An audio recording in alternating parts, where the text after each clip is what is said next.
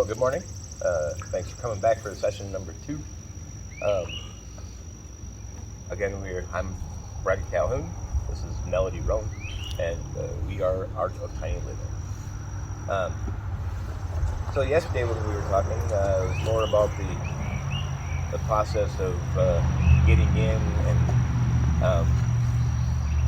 being, our own sense of wonderment and everything about being up on the land and doing something that's additionally tiny and sprouting up from really nothing.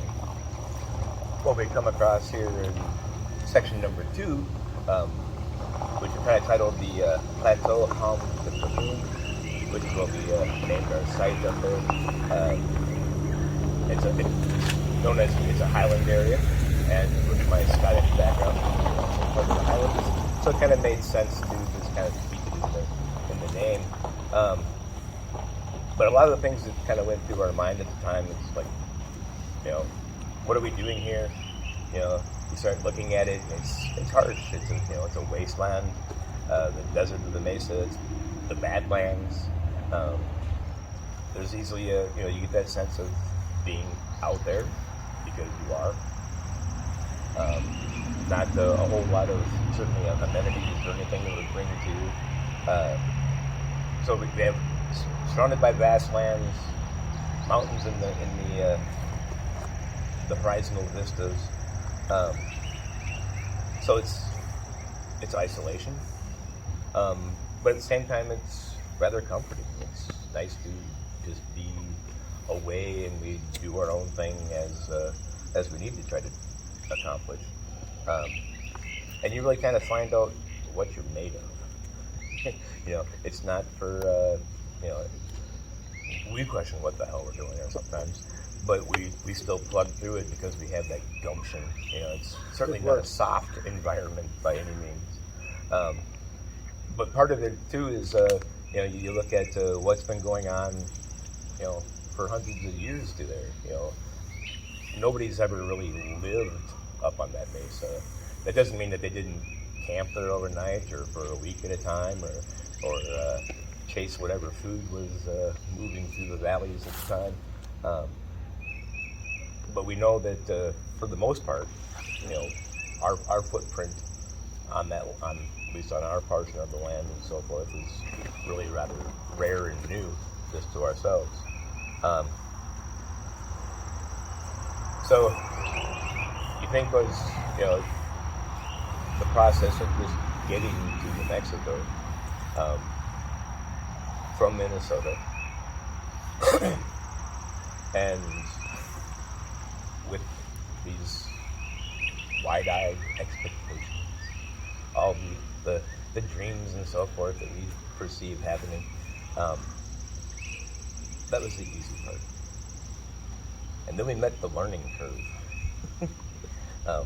Yesterday we talked about how winds come pick up, and the portable units that we thought would be worthy up there, because any of it in our experiences of visiting the land after before we bought it and then after we bought it, didn't give us any indication of certain aspects of being up there. And so we learned that no soft structures. I would imagine that people 150, 200 years ago moving through with wagon trains probably found themselves in the same kind of situation, that wood carts and canvas tops just don't really do well. Not only at altitude, but just in general in New Mexico. I would see that they would want to do their best to keep traveling forward. I think a lot of them did. Of course, native tribes, they spent all kinds of time there, and the Spanish, which is really the more indigenous, at least namesake-wise, in the state of New Mexico. But you really have to have a kind of a tough gut to develop yourself out there from scratch. You don't get to the fortunates of like slave labor and whatnot. We are our own slaves. Um, but it is the wild, wild west, in a sense. The area itself is it's conducive for us. Um, we liked the community type of environment that we found in New Mexico when we were visiting, and it's a little bit more different now because we are isolated out. But people in town, everybody's kind of just everybody. We're not too far from more or less the local amenities that we would need for groceries or doing any of those kind of things. But there's always a chance that Where's Third Workshop? you're going to get so it's cool. kids that party or vandals, or once in a while, people will try to warn you that there's raiders out in the area.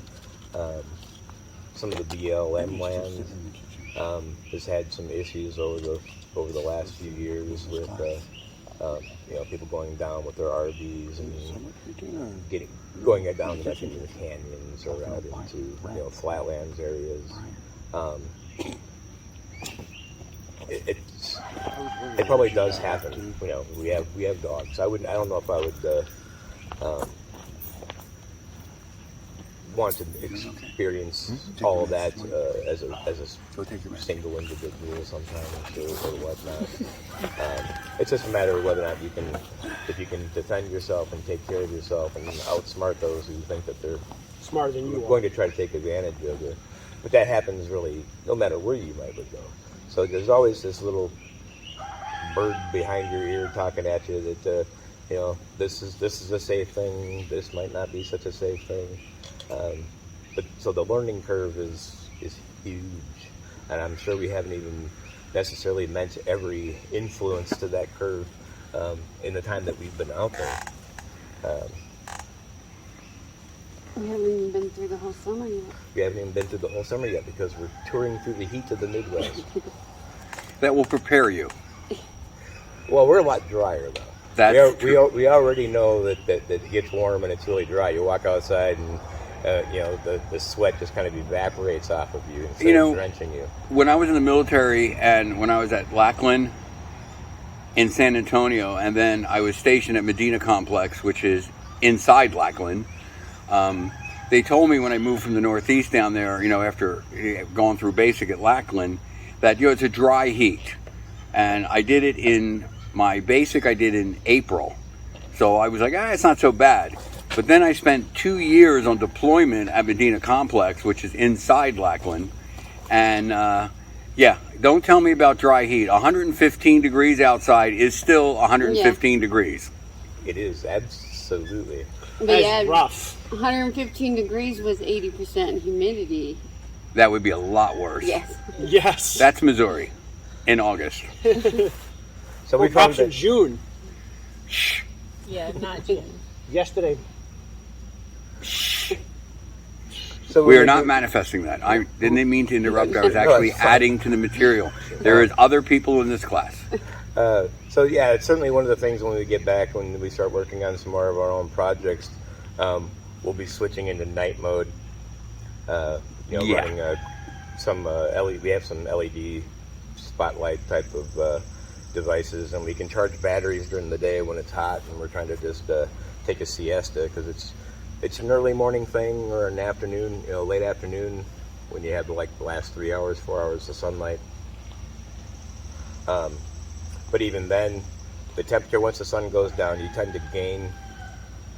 Well, I should say, in cool air. I have some bugs bothering me. The temperature will drop from being 108, 109 degrees, and the sun goes down, and the winds pick up, and now it's 70. Wow. So it's kind of pleasant. Yeah. It's not real buggy. We don't have mosquitoes out in the desert because there's just not enough water for them. Flies are one, and a few bees and that kind of stuff. But yeah, I think the advantage is that we can make as much noise overnight. We don't have to worry about neighbors complaining that we're hammering and running saws and drill guns, Playing drums, or playing drums even. Yeah, exactly. So yeah, we'll switch into night mode and get our solar and probably work on the next containers and start getting them wired up for their particular uses. Still have the outdoor shower with the composting toilets and everything to finish off. Right now it's kind of in a half stage, resting stage. You have to dig a big hole. You have to dig a big hole, and digging a big hole through the top couple inches of sand is really easy. Once you reach the caliche level, it becomes Dynamite. a little bit different. Dynamite. Yeah, power equipment. The neighbors might pay attention if I drop a stick of dynamite into a hole. At least one of them would call me and say, "What was that? Is that you guys?" Did you find gold? We Did you do have shoot mineral somebody? rights. Yeah. That would be That's really even better. nice. We have mineral and water rights if you can find them. That was an advantage of the property there because you never know. You never know what might be buried underneath a few inches of sand. And of course, every time the wind blows, you have the opportunity to find something new or find something that used to be there that is no longer. So, And when we first got there, we hiked all over picking up stones, and it's all polished. It looked like it went through a tumbler. And Wow. yeah, it's like lake rocks. They're all smoothed out, not because of water, but because of wind and sand. Don't tell my wife that. She'll want to go out there now for sure. Oh, there's all kinds out there, and it's really cool because it looks like it's been tumbled. It technically has. It technically has. There's little pieces of uranium still out there. That was a big thing back in the 30s, 40s, 50s. Was uranium mining up and around the area, not necessarily up on the Mesa, but in the general vicinity of it.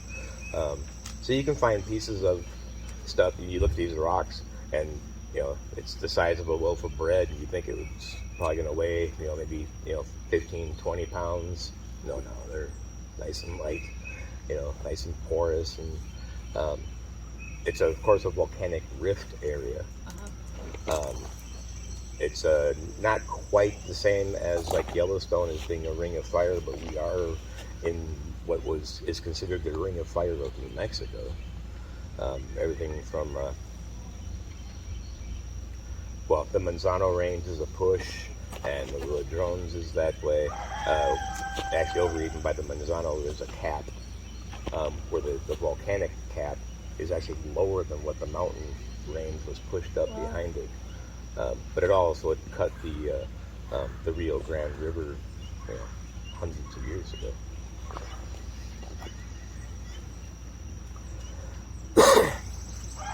So, I think one of the bigger challenges that we come across is deciding between need and necessity, or want and necessity. We have all kinds of things that we would like to do out there. We have this particular part of our vision.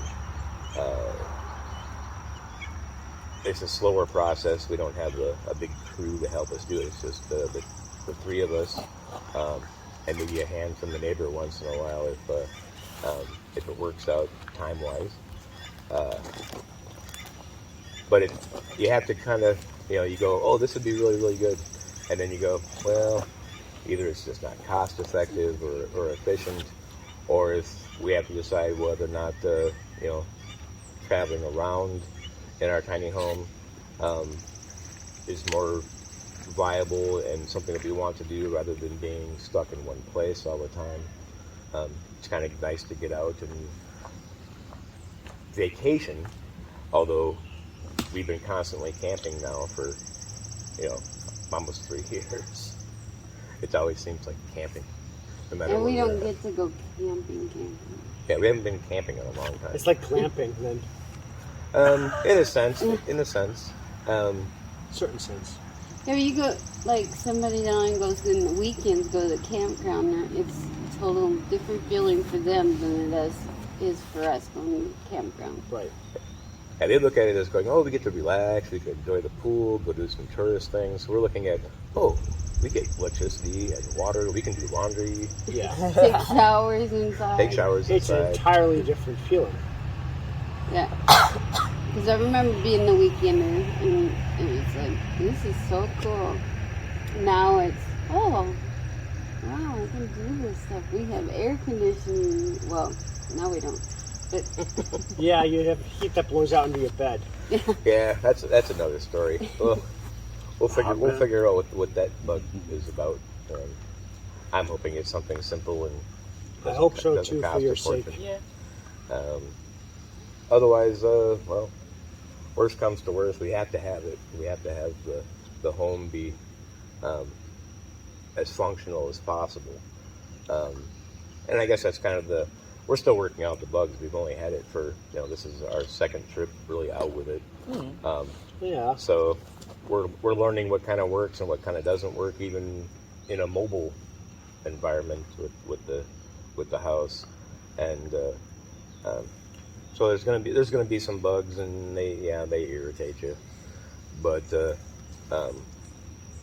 figuring it out, working with whether it's something odd with wiring or especially on the Class A with the hydraulics and so forth. Anytime that you start throwing mechanical things in, The push out or the bump out, or whatever you want to call it. just slide right. out. Yeah, the Slide slide out. outs.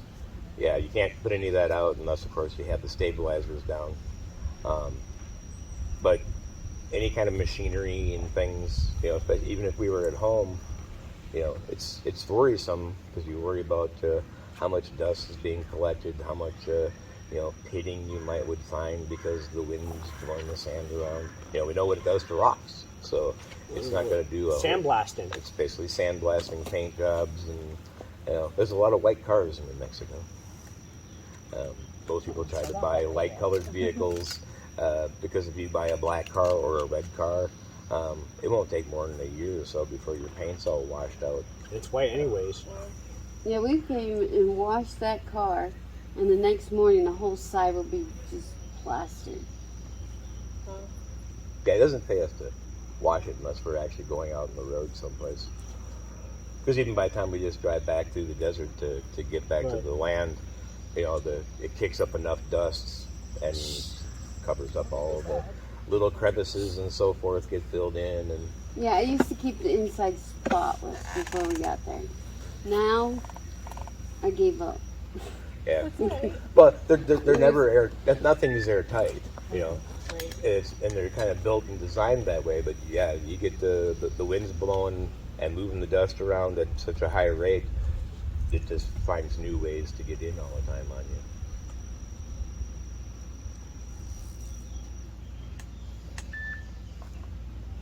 But like Mel was saying, we wandered a good portion of the Mesa from edge to edge in our southern part of it. Come across some things that you just kind of wonder why they were there. Like we found the old fracking wells from the 1950s that were out there. We found a grave Yeah, we found a grave marker.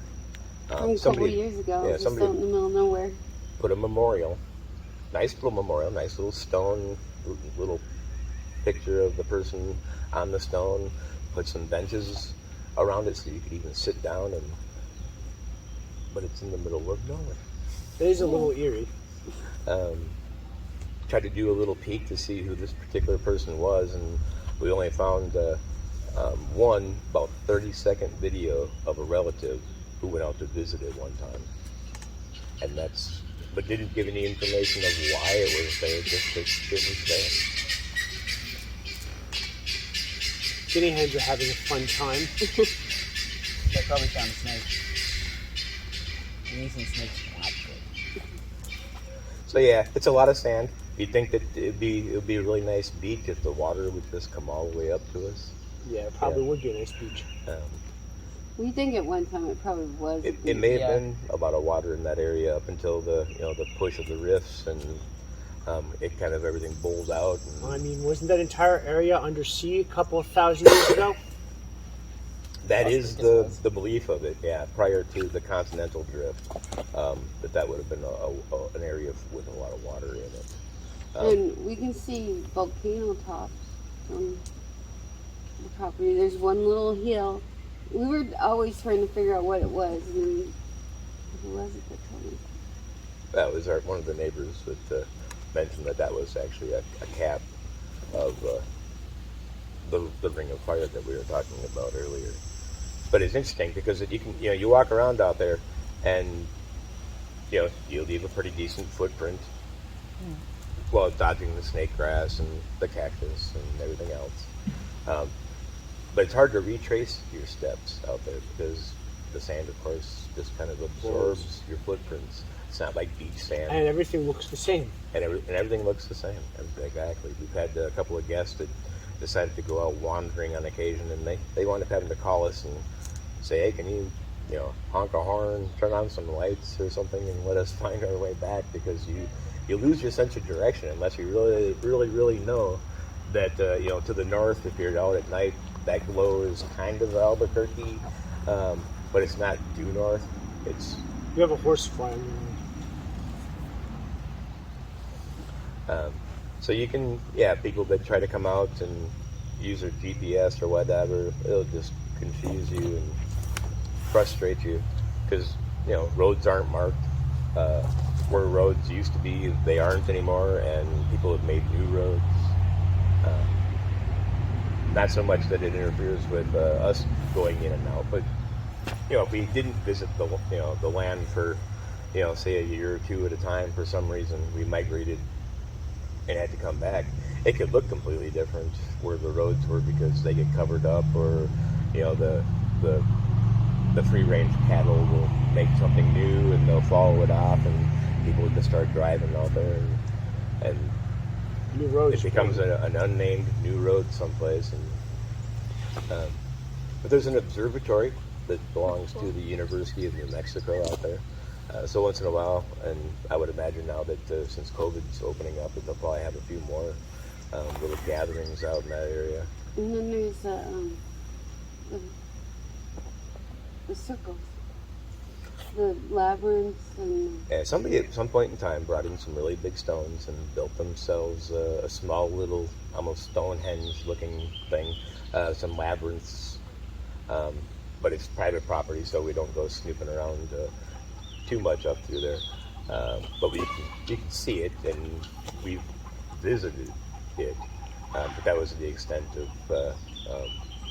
yeah, they have all the corners marked. The corners are marked, and it'd be a nice little gathering space, not much unlike this. And it may be. It's just, again, because of COVID restrictions, they're not really gathering, and so we really haven't seen, a half dozen RVs or tents or campers or anything else trying to get out to that particular space. Maybe we'll notice that they've been out there since we traveled, but it's not too far from us. And of course, I'm not sure if I mentioned it yesterday, there's a World War II military bunker. Right. It's a little psychedelic on the inside. Bring good shoes and a flashlight. It's worth exploring. And there's they cemented in. There's hidden rooms underneath it that they cemented in. I'm guessing those are the ones where they would take care of her in case the test bombing runs got a little closer than what they wanted to get to or something. Who knows what's underneath it, but yeah, I'm sure that either law enforcement or the military themselves closed that off. It was for sale not too long ago. They wanted $180,000 for the property. It's not even that bad. Which wouldn't have been so bad. Now, because of the people that have even been partying in it, they get people that come out with their four-wheelers and they think that they can actually drive over the aluminum roof now. Not a good idea. Not such a good idea. So people are breaking it up, which is really a shame. That's why we get a little worried about leaving our things out there when we do.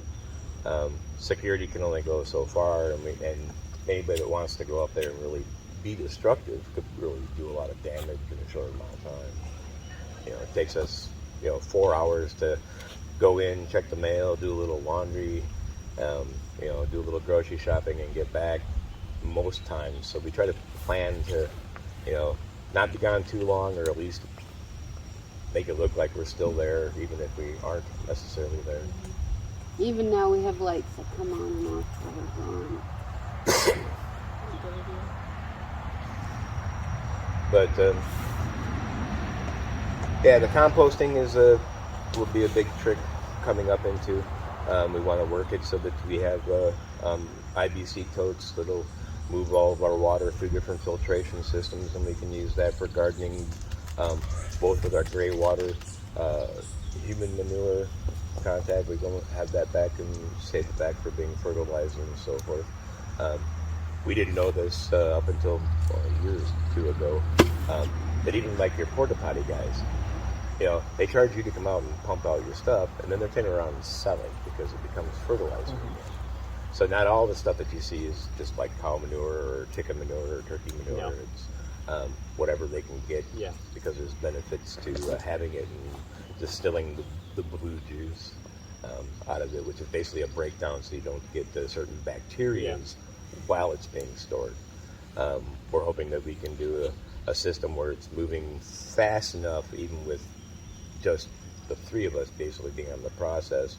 So we're thinking, you know, keeping our tanks at a kind of a minimum, maybe 75, maybe the first collection may maybe be 130 gallons, and then bring that into two smaller 75-gallon type containers, and then being able to pump it through. The bugs are getting terrible over here. But yeah, having the advantage of doing at least a little bit of farming, a little bit of growing. You know, we have the seasons are decent enough for it. You just have to be able to protect it and try to keep your plants a little on the low side, because otherwise the winds are going to, you know, we wouldn't successfully do corn or any kind of, you know, tall growing type plants.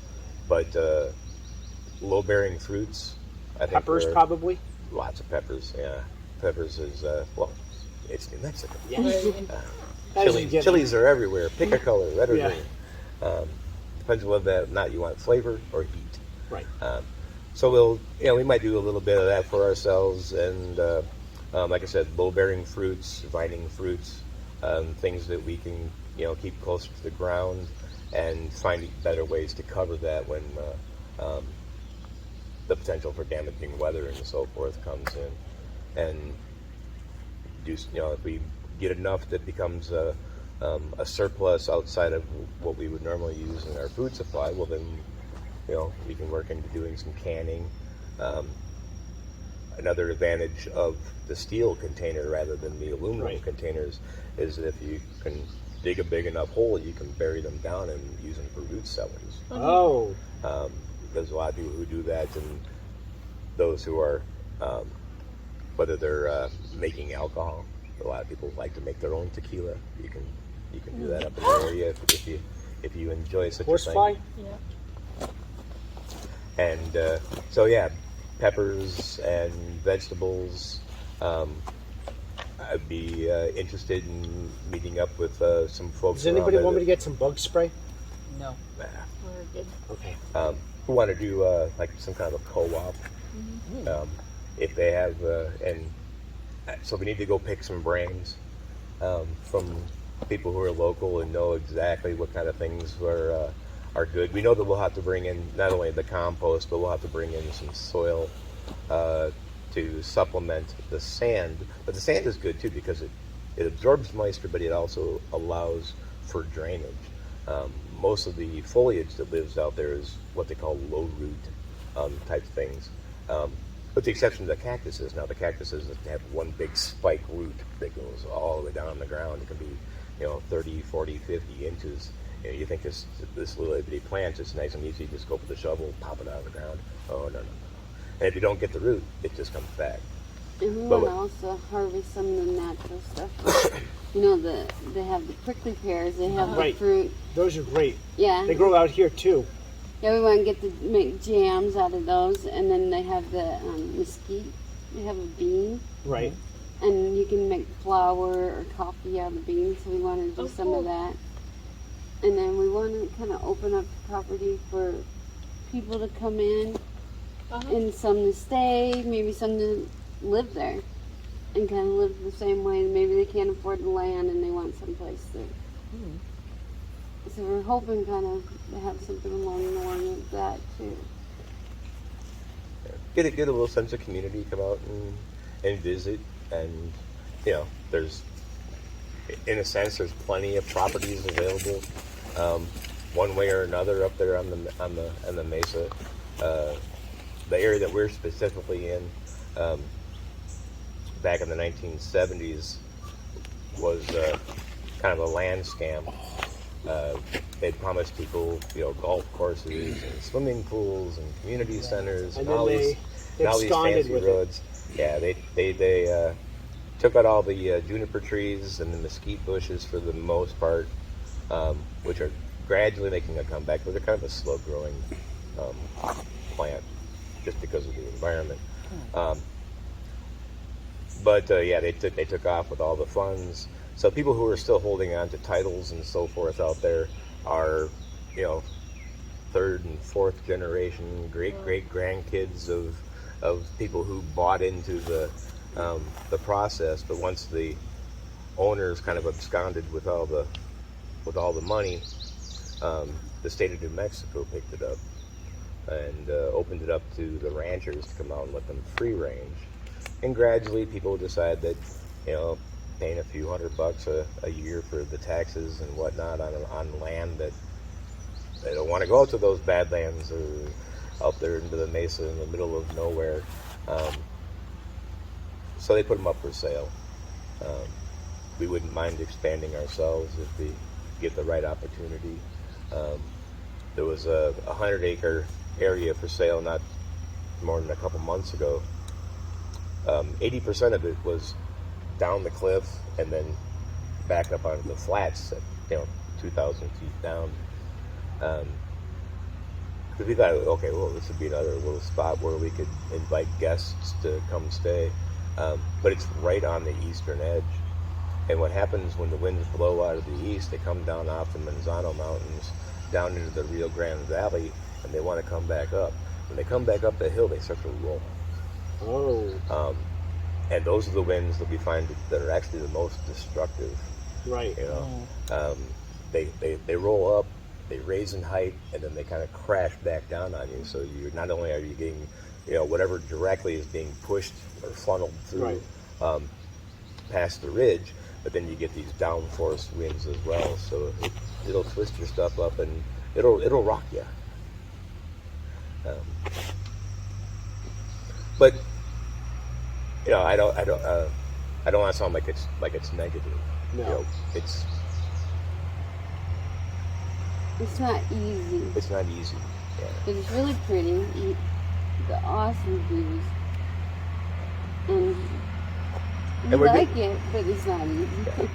But we're doing it for ourselves. We're not having to worry about keeping anybody else happy. We're not trying to we don't keep up with the Joneses because there's no Joneses. You ain't got no neighbors. Well, there are, but they're far enough away, and they're all out doing their own thing. One of the neighbors, him and his dad moved out there. They started out in tents and found out the same thing that we learned, that solid things are much better. You can't do soft housing in that environment. But because of winds as well, you have to even be careful about what kind of, if it's smaller or even if it's a lightweight solid structure, you have to be careful that you either put big posts into the sand, which also gives way during vibration. So these little things that we've learned, they've kind of learned them, and I'm sure there's more. Well, it was like when we first got there, one learning curve was we went and put up this clothesline. And like, well, we're just going to save money. We're going to go in and wash the clothes and bring them back and dry them. It does not work with the sand. Yeah, not only does the sand move around the poles, because anything that you stick out there, when the wind does blow, they'll start making gullies around whatever your object is, loosens them up and wants to knock them over. Well, that and our clothes are so full of sand. Yeah. Your fresh, clean clothes are no longer fresh and clean. Everything feels a little bit gritty. And then we made a mistake once. We went to town and we left the back windows open on the. Oh no. Sand all over the place inside, right? Yeah, the wind picked up, the whole bed was just odious. I just changed the sheets that day. Oh my goodness. So we ended up vacuuming the bed so that I could put different sheets on. I'm still not sure we've gotten all of Probably not. So there is a lot of things we've had to learn. That also explains all the sand in the bench earlier. There's sand all over. We've been carrying that around now for a few weeks in the belly, but the belly's full. Still has sand residue and stuff. But yeah, everything gets a little cakey, and you notice that it's not just dust. It actually, where it started sticking to itself, it doesn't let go of itself. So yeah, hinges and anything, even if it's a manual, mechanical type thing, you have to be wary of impacted sands and dust. And you eat a lot of it too. We can eat a lot of it. Yeah, we don't tend to go much outside if the winds are up over 50, 60 miles an hour because it's hard to hear, it's hard to talk. If there is something that we have to go outside to do, or if we're making a run to the compost toilet, we throw on either one of the COVID masks that we have, or wrap a bandana around your face because you want to at least try to keep as much clean air as close to you as you possibly can. And dogs don't like to go out in And the it. dogs don't like to go out in it. They'll go out and do their stuff and come right back It's in. the quickest run. If the weather's not conducive to people being outside, the dogs realize that they don't want to be outside. So once in a while, yeah, we hunker down for, we've had storms that have kept us at bay for, days and day and a half, 36 hours, 48 hours. And it's crazy. But then you get days that, the winds are nice and light and calm, and the skies are clear, and you can't ask for anything better. You go, this is exactly why we're here. So it's a 80% good and 20% really miserable. And as we get it more settled in, some of that will settle down. Right. Like I said, it's all about finding the right amount of shelter that we can protect and make functional. Because even adding the container, we don't have the wind now that we did have. Right. Anything that goes up solid is meant to block the wind or do something for whether or not it's the RV or the area for the dogs. We talked about trying to get a bunch of stuff and maybe make a big U shape and then having a garden area on the inside, because then we'd be protected. We could actually grow maybe some taller crops, because the sunlight doesn't necessarily change where the shadows are, no matter where we are in the year. The shadows are a little bit longer in the wintertime, but we're only by about 16 degrees. Okay. So it's really not so bad. So if we can widen ourselves out to blocking a better majority of the wind with solid structure, then we can have either a green space or a garden area that's a little bit more protected. We also want to plant trees. We have a program now that you can come out and stay if you bring a tree. Oh. Oh. So you bring something that's indigenous, junipers, mesquites. They sell them at the lawn and garden store. If they want to come out and spend 2 weeks, normally it would, at $10 a night or whatnot, bring us a $35 tree, and we'll worry about planting it and watering it and taking care of it.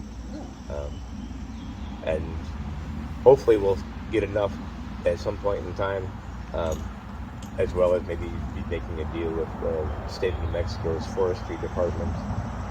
Anytime that we can get anything to come help block wind and give us some shade, but it also helps the animal environment. The long-eared jackrabbits. They need places to hide and get into to stay away from the coyotes and the birds that come back out. We did actually see one hummingbird. Wow. Wow. And we don't know why it was up where we were.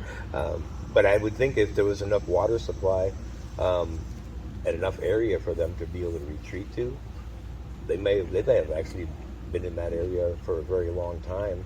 And due to natural reasons and had to migrate into other areas.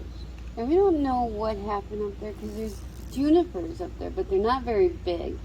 So we don't know if all the trees have been logged off or maybe it's always been this way, but it just doesn't really Make any sense. Yeah, because you would think there would be some bigger trees instead of the few little trees we have.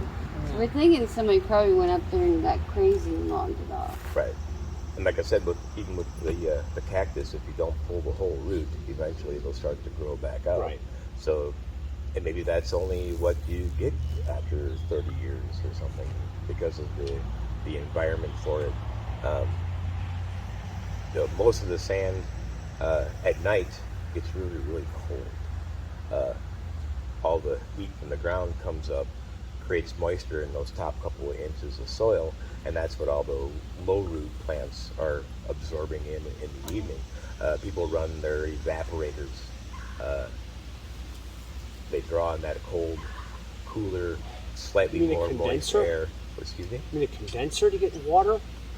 No, these are actually evaporators. So not unlike what Luke Skywalker was using in Star okay. Wars. They draw out the moisture of the evening air and condense that, and they take those waters and use it to keep themselves cool Right. during the summer, during Oh, the I see. daytime. Moisture farmers. Moisture farmers. Yeah. You But get every fennecs up house- there? Do we have what? Fennecs. Fennecs? Foxes. Fennecs. Big-eared foxes. I don't know. Not so much. Okay, Not so because much. I It's haven't desert, seen that's it. what I was Well, wondering. there's fox up there, but I don't know if it's up there. We've seen the weasel or the Badger. Yeah, there's a black-tailed green ferret that's actually kind of rare. Those are really rare. Yeah, we we've spotted seen a few of them up on our mesa. Wow. Not like in big numbers by any means, No, but they're there. they're trying to exist. Yeah. And we see a lot of prairie dogs. They're fun to watch. I can imagine. They're And road runners. roadrunners. Yeah, Yeah. roadrunners down here too. That Yeah. kind of blew my mind. A lot of road runners. And the badgers, of course. And Yes, the badgers are our friends. Keep the Yes. snakes at bay. Yes. coyotes. So you mentioned that you can make flour from mesquite. You can bake with it? Yeah.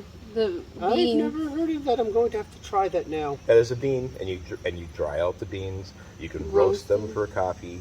Otherwise, you can just mortar and pestle them if you wanted to only make a small batch at a time. We haven't tried it yet, but what we've been researching is because we live on the Oregon Trail, and during when people were going through there, they would by the time they got through there, they would run out of their supplies. So the local people would take the mesquite bean, powder it up, and serve it to them as coffee. That's interesting. I'm wondering how that is. I guess they said that they didn't notice the difference, but I don't know. We haven't I was tried wondering. I was wondering it more in terms of baking bread Yeah, and using it as part of the flour content. When the flour has no gluten in it. Right. You have to use other flour that has a higher protein content. I don't know, because they said you can bake with it. You can, but I'm without thinking, anything else, because you can do non-gluten. right. So But you have to add it's, xanthan gum or something as a binder. I don't know. I don't know either. so again, part of our learning curve that we've only just touched our toes into just a little bit to go, we might want to do that. And we're hoping that by the time we get back in July that a lot more of the trees have all budded out, and we'll go harvest some and take an opportunity to play with a little bit. Because they said you can eat them right off the tree, too. Oh, So, no, they're beans. Yep. yeah, we went Yeah. from... They are part of the... What do you call it? I can never say it. The LEG... Boom. Legume. Yeah, They're legumes. they are part of that family. The question is, are they safe to eat raw because certain beans are Well, they say poisonous they raw? are. Yeah, she said you could pick them right off the Right, plant. true. But, like I said, we haven't tried them. Yeah. If I try them and I die, then we know. I don't think it'll happen. But then the coyotes will have something to eat for that. But I guess the cattle eat it. How the mesquite grow is the cattle eat it, and when they digest it, it breaks the bean, and then when it sprouts after And then they, poop. Yeah, and that's the only way that it'll. yeah. Same thing with mullion. a bird has to eat it and then, do its business, and then it sprouts. It's hard to cultivate mullein. You can't really just take mullein seeds and plant them and I expect didn't know mullein to that. grow. And there's a high cost of coffee that only a certain breed of orangutans eat. No, it's not a orangutan. It's a civet cat. Okay, but still. Yes, it's I know only exactly available what in you the cat's mean. poop. Oh, really? It can be, yeah, No, it's I the didn't most know that expensive about type of mullein coffee. because we had tons of mullein. Mullein, trying to get it to grow, I've tried to grow it before and cultivate it. It doesn't work because you need the bird's digestive tract to break down the outer coating of it. I didn't know that. I think same with you as well, although I'm not sure about that one as much. I don't know anything about you. What, you think you'd know about me? I was waiting for that. I was waiting for that too. Yeah, there's a lot of the native stuff we want to try. And then when we do the hip camp, if it does work, we talked about doing the coffee and maybe baking it up and selling it cheaper. Giving away or something like that. Something to attract people. But we certainly want to try to do things that are beneficial to what the environment was long before humans came through and made a mess out of it. If we can do some restoration. But we want to keep it all native. We don't want to do anything that's not native. Like even the juniper trees aren't necessarily native. The Spaniards brought them in so they could distill it and make alcohol. Even though there's a bunch of them everywhere. Tumbleweeds are another thing. They're not indigenous. No. Russian thistle, Russian technically, I think they're thistles, called. exactly. Yeah. So yeah, we want to try to keep away from anything that's not native. But the juniper, I don't know how we can. That you kind of have to go with it. I think. Besides finding more and planting, it does make a nice little bush for birds. There's actually a thistle bush that looks like a mesquite, but never beans and has a slightly different thorny branching to it. And these little birds will hang out in there. And of course, they're chasing lizards and bugs and ants and all kinds of stuff that they want to eat. Yeah. So if we can increase that habitat a little bit, I'm all about that as well. We want it to be able to sustain itself. We want the property to be able. If we have people come up there and stay long term, and everybody helps, and it kind of takes care of themselves. That is really cool, though. You guys really are modern day pioneers. We're trying. We try.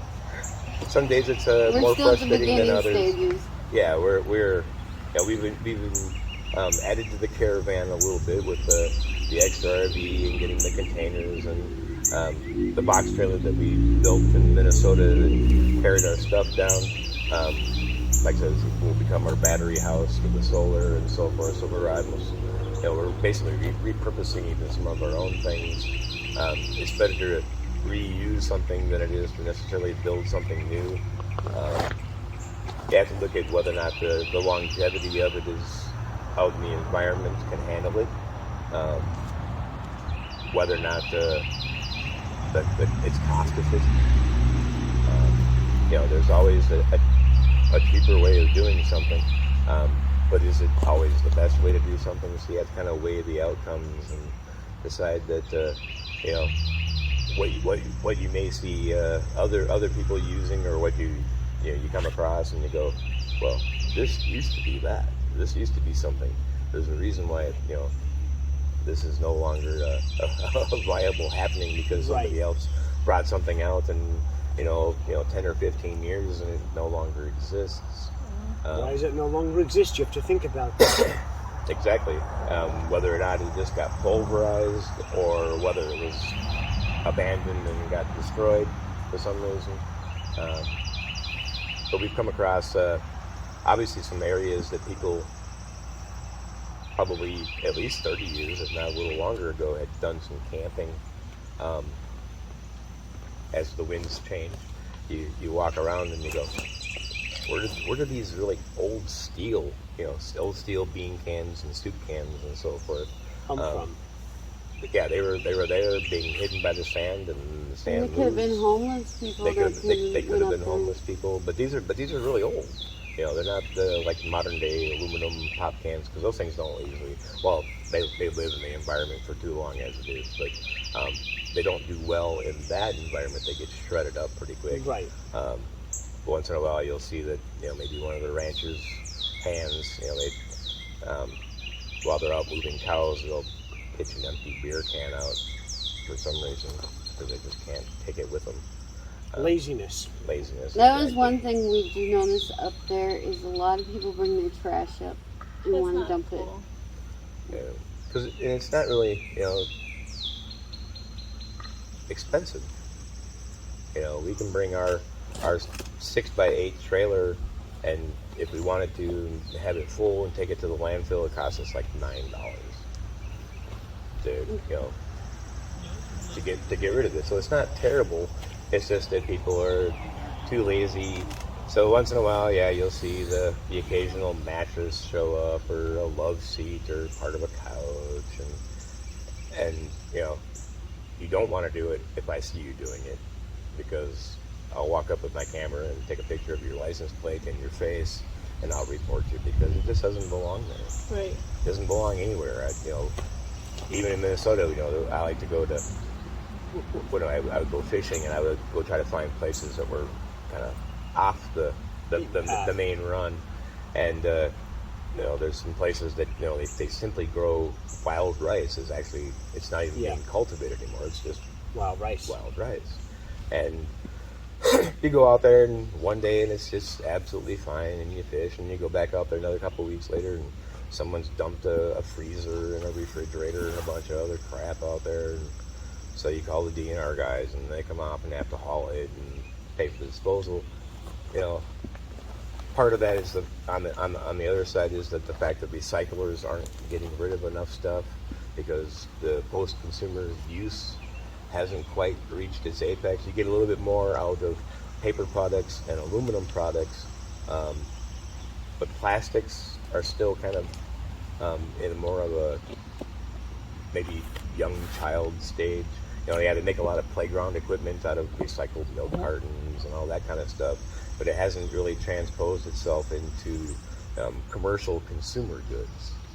You know, you get a few things like some of the composite plywood and lumber, you know, this 50-year, 100-year materials, but the difference between, you know, Bill, even with the exception of the price of lumber recently, the balance still isn't quite there. We need to have those other materials come down, so we try to use whatever is available to us, knowing that well, even with wood, if it's not treated or what they call ground ready, termites will take care of it in a year or two on you, and you wasted everything. So you got to be really careful about anything that you put in the ground or on the ground flat. Try to keep a little bit of a height to keep the snakes out, otherwise they'll burrow underneath and be all nice and cool, and we don't want any of that. There was a family, I don't remember whether it was New Mexico, but they purchased a house, and the previous owner didn't tell them that there was a snake pit under it, and they had thousands and thousands of rattlesnakes under their house. And it was in the news, it made national news. They kept getting a hold of the smell. Like, what's this funky odor? It was snake musk. And they had snakes coming up the toilet. They had snakes in the walls. I suppose during the molting and mating season. Yeah, and they were like, oh my God, and they had it on the news, like, you know, it should be a crime to sell, and not, if you know this and you don't say anything, that they had proof that the people before them knew it was a snake pit. And they had to completely, like, you know, have somebody go into the house and take care of all of it. That is a job I would not envy. No. Well, somebody made a bunch of shoes, probably. Bunch of rattlesnake, you cook it up, it's supposed to be good. I don't know, I never tried it, but I've had jerky rattlesnake. I've never had snake before. How is it? It was okay. I've never had it any other way other than jerky. It's probably not much different than frog legs. Oh. I don't like No, we had an endangered species menu at a local restaurant back home. Buffalo, rattlesnake, I think I've had gator. I've had gator. I like gator. I've only had it in Turkey again. I've had ostrich. Yeah, I've had that in Turkey. Emu. Emu I haven't tried. It's got to be close to ostrich though. I don't Tougher and uglier.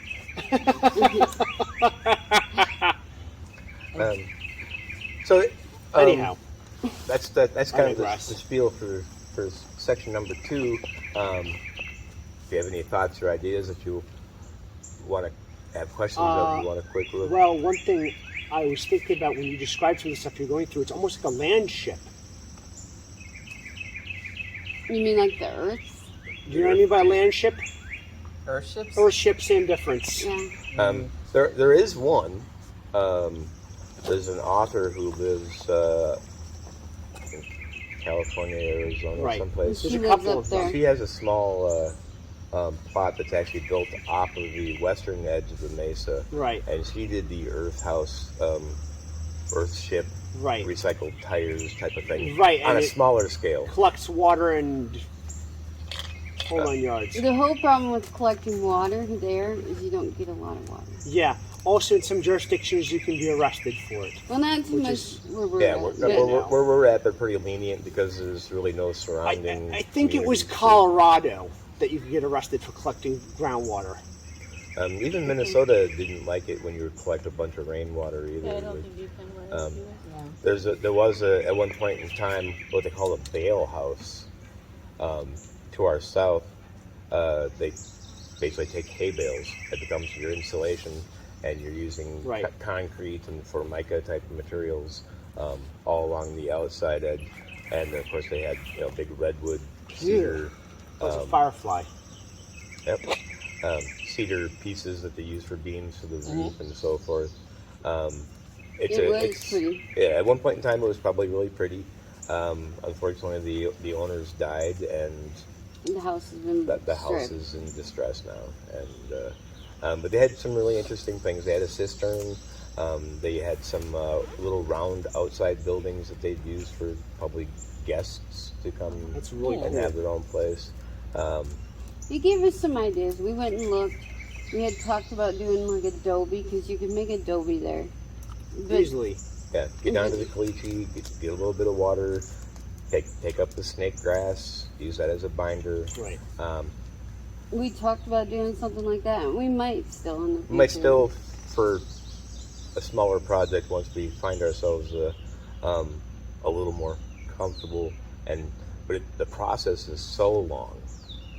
And again, each of the blocks Right. needs to be a frame that you can load and pack and, And I guess you bake gotta out in get the sun. recipe right. So it'd be nice to One of the have somebody things that I had seen knew how to once was there was this I don't remember whether it was a company or just an individual that was making domed houses out of like cement where there was an air bladder they put underneath it. They'd pour the cement and pump it up so you have a dome, and after it's solidified they deflate it and remove it. You'd actually have a dome.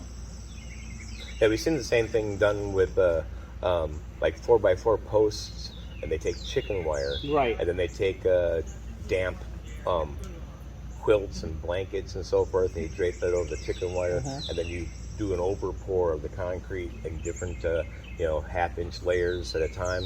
I thought you dip the cloth in. Well, you dip the cloth Right. originally. You have a hard structure, but then you basically just do a pour and let it all drain on different sides.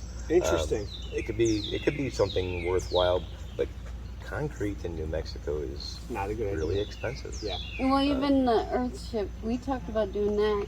But then you have to get all the tires, and I Right. don't know if I want to mess with tires.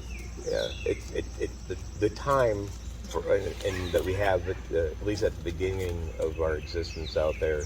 We have to think of what is fast and efficient and solid, and then like I said, once we find ourselves being a bit more stable and functioning better, then we can look at going, okay, so how do we want to do this? How do we want to make the next big hut? How do we want to make do we want to get rid of what we have is our porta shower combination unit, and maybe do something that looks like it actually belongs in the environment.